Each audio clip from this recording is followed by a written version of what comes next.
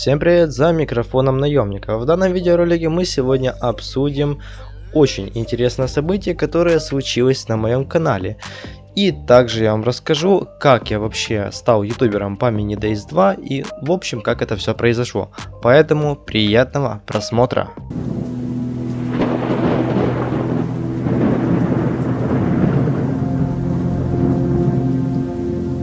Все это началось с 2015 года 6 сентября. На тот момент мне было около 10 лет.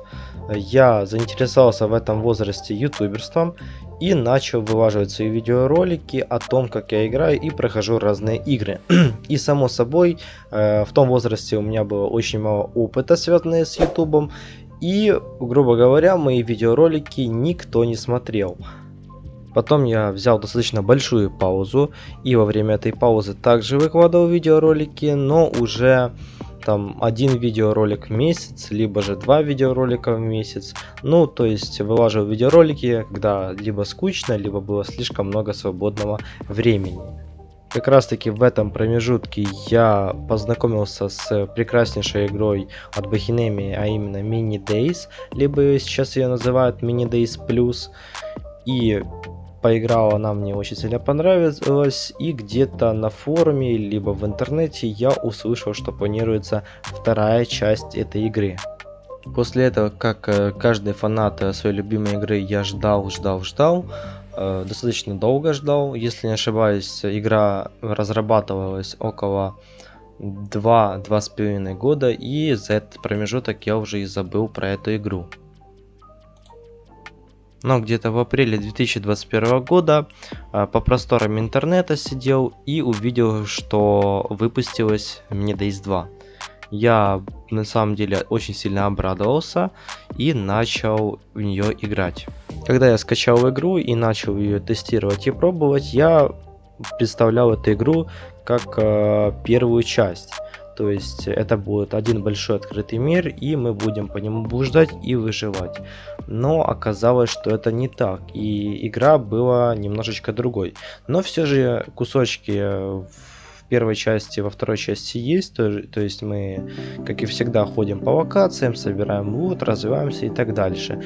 И в общем мне понравилась эта игра, то есть как оно все сконструировано. Потом во время моего прохождения у меня возникало множество вопросов, какой лут вообще существует, что находится дальше и так дальше. Ну и само собой я начал искать это все в ютубе. Потом во время поисков я заметил, что видеороликов по этой игре очень сильно мало.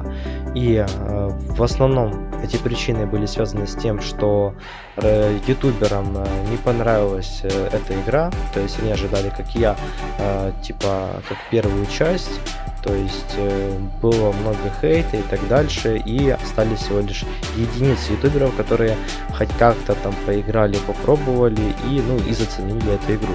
И посмотрел видеоролики ютуберов, которые снимали по Mini Days 2, у них уровень прокачки и в общем уровень игры был такой же самый, как и у меня. И, грубо говоря, я ничего не смог нового от них узнать. И мне пришла такая гениальная идея, чем бы не заняться опять же ютуберством. То есть снимать, во-первых, новую игру, во-вторых, грубо говоря, вторую часть легендарнейшей игры, то есть которая очень сильно понравилась многим.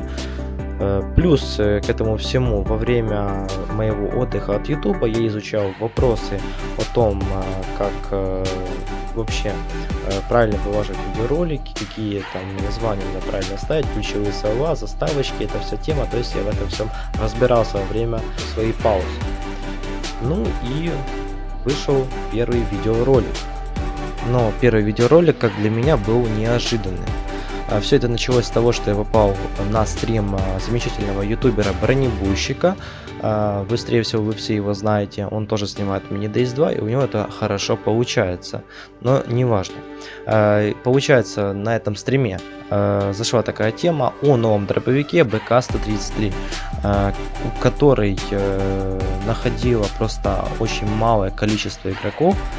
И само собой, я, как и сам бронебойщик, первый раз услышал о этом дробовике, и после стрима, точнее во время стрима, я зашел в игру и начал искать. Говорили, что он падает на пригороде Краснограда. Я в первом же рейде нахожу этот дробовик. Ты втираешь мне какую-то дичь. Для меня это было просто нереальным шоком. После этого я залетел обратно на стрим, расписал эту всю историю, как я нашел сам дробовик. Потом эту всю историю отправил на последний видеоролик бронебойщика. И, само собой, выложил видеоролик. И после этого у меня прибавилось небольшое количество подписчиков. И это мне дало позитива и дальше стремиться к чему-то новому в этой игре. После этого мое везение на этом не закончилось. Я начал находить новое оружие, разные пистолеты. Опять же, дробовик БК-133 у меня уже где-то в конце недели того же дня я уже нашел около 4 дробовиков. То есть точно так же выложил видеоролики, обзор, геймплей и так дальше. И вот как раз таки на этом мой канал начал подниматься, и достаточно быстро, так как контента по этому дробовику вообще нигде не было на ютубе, что и в зарубежном, что и в СНГ. И вот как-то так я начал хорошо таки подниматься в ютубе по Mini Days 2. После этого зашла тема насчет молота, который выпадает на Малиновке, но это тогда еще было, сейчас он уже не выпадает, если что. Я, получается, опять же снял, как я ходил на Малиновку, выбил этот молот, где-то полдня на это потратил. Точно так же, получается, выложил видеоролики, и тоже на этом очень хорошо поднялся. После этого всего я уже дошел до того этапа, когда у меня была 4 уровня смотровая вышка.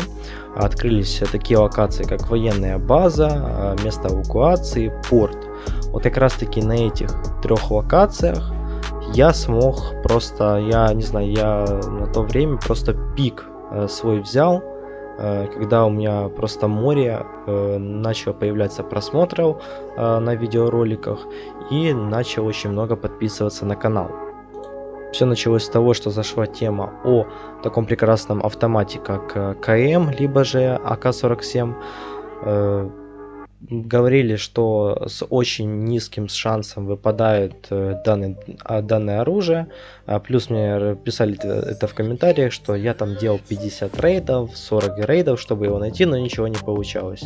Я, честно говоря, мне даже было страшно в это поверить, и я ожидал от себя того же. Но все же мое везение помогло мне, и я, получается, за где-то рейдов 10 нашел свой первый АК. Само собой, выложил видеоролик, и пришла очередь найти М-очку, либо М4.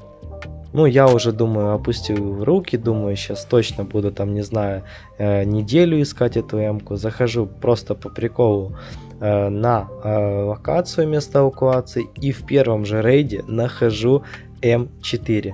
Для меня было это просто огромнейшим шоком. Я испытывал те же самые эмоции, когда выбил БК-133 свой.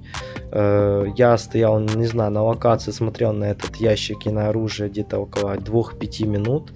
Ну и потом осознал, что это не сон и так дальше, и вышел с локации. Ну и само собой я на всякий случай записал видеоролик и это выложил в YouTube. После этого я начал получать все больше и больше крутого лута и тоже на этом хорошо поднялся. Наибольшее количество просмотров набрал видеоролика, связанный с портом. На тот момент также вообще не было никакой информации о порту, то есть почти никто туда не ходил, и я решил все же сходить. И шок, просто я не знаю, как это правильно передать словами свои эмоции. На тот момент молот был полной имбой, то есть у него урон спецатаки был равен урону обычному удару. И получается, ну сами понимаете, что этим молотом можно было против кого угодно играть, плюс на то время не было никаких бандитов и так дальше. И получается в этом порту молоты просто валялись на полу. Вот просто ты заходишь на локацию, заходишь либо под маяк, либо же заходишь на склады и видишь, что вот, пожалуйста, молот валяется на полу. Также была такая тема, что я выбил 2 молота за один рейд.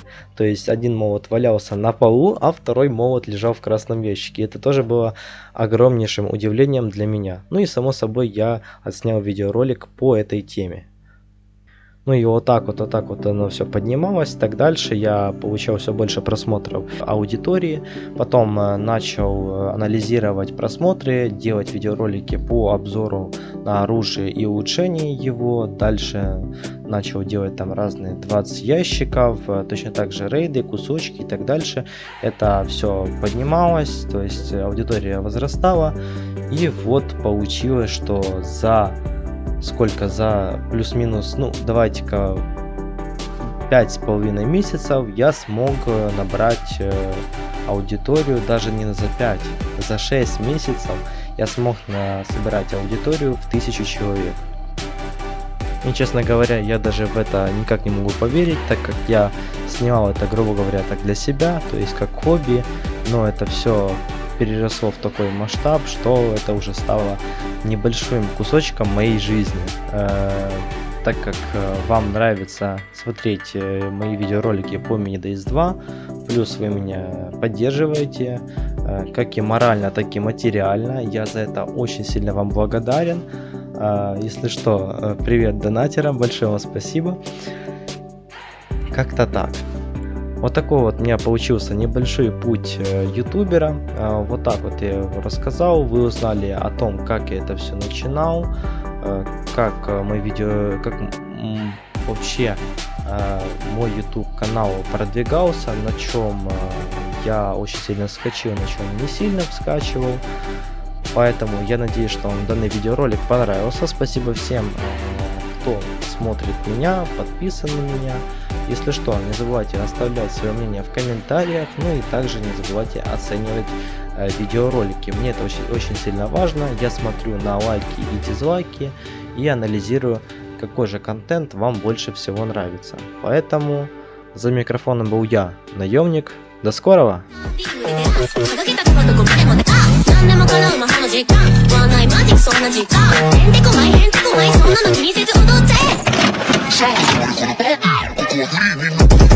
初めてだ